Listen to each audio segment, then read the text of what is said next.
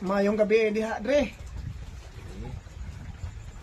Kanibang na ay kamatuoran nato dre og sa kamatuoran ng dili katoliko.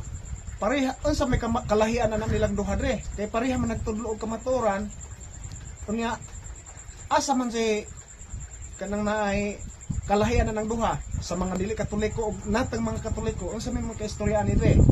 Nahurot na ang atong non-alcoholic red wine. So nindot na nga pangutana sad kay tinuod usara man gyud ang kamatuoran. Pero maingon nato dunay uban nagtuo nga kamatuoran pero ambot og sakto ba lang kamatuoran. Ang ako lang mainta nga si Kristo ang dalan ang kamatuoran ug ang kinabuhi. Bisag kinsa nga Kristiyano mo claim niya na Christ is truth. Pero ang akong analysis unsay kalainan sa katoliko o dili katoliko kung mag-isud og kamatuoran. Ang kamatuoran sa dili katoliko na prisos Biblia. Na prisos litra ang ilang kamatuoran. Una kay si Kristo kamatuoran man, ilang gipriso sa Biblia. Mao nay nakalahi sa ila.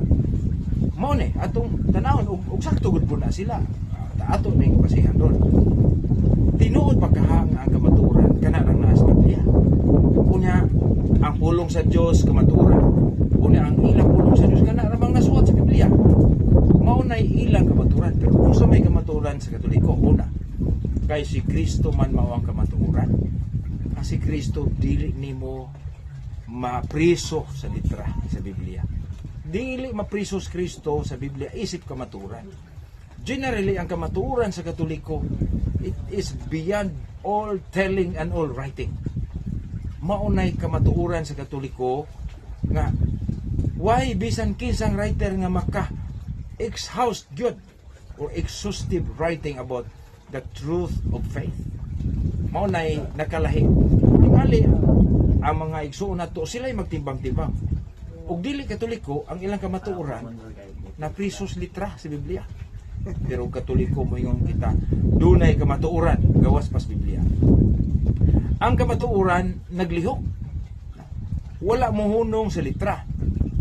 Mao na nga pag-ingon diha nga ang pulong sa Dios buhi na Hebreo 4:12. Kung buhi kining pulonga, dili gyud ni maprisos litra.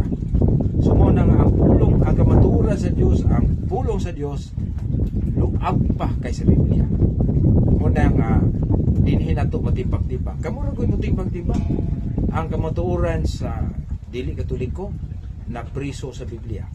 Pero ang kamatuoran sa Katoliko bisan pag kinsa pa ng writer diha dili gud siya kapriso sa kamatuoran diha sa iyang sinulat nga litra. So mala siguro na atong ipaambit diha. Daghang salamat.